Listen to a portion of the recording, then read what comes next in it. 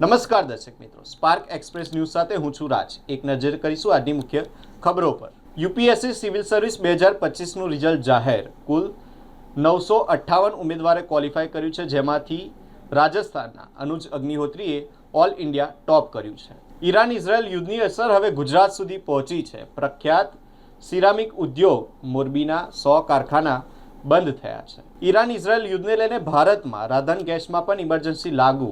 ભારત સરકારે ઓઇલ કંપનીઓને ઉત્પાદન વધારવા માટે આદેશ આપ્યો છે। બાર કાઉન્સિલ ઓફ ગુજરાતની ચૂંટણી આજે યોજાઈ રહી છે। 99 વકીલોના ભવિષ્ય આ ચૂંટણી નક્કી કરશે, ત્યારે જામનગરમાં વકીલો વચ્ચે મારામારી અને બોલાચાલી પણ જોવા મળી છે। રાજ્યમાં આજથી 5 દિવસ માટે હીટવેવની આગાહી। T20 વર્લ્ડ કપ ફાઇનલના દિવસે અમદાવાદનું તાપમાન 37 ડિગ્રી રહે તેવી શક્યતાઓ છે। ગુજરાત ગૃહ વિભાગ દ્વારા રાજ્યના પોલીસ તંત્રમાં મોટા ફેરફાર કરવામાં આવ્યા છે। રાજ્યના 37 આઈપીએસ અધિકારીઓની સામૂહિક બદલી કરાઈ છે। ગુજરાતી ખેલાડીઓના શાનદાર પ્રદર્શનથી ભારત ફાઇનલમાં પહોંચ્યું। હાર્દિક અને બુમરાહની બોલિંગ જ્યારે અક્ષર પટેલની ફિલ્ડિંગની મદદથી ભારતે સેમીફાઇનલમાં જીત મેળવી છે।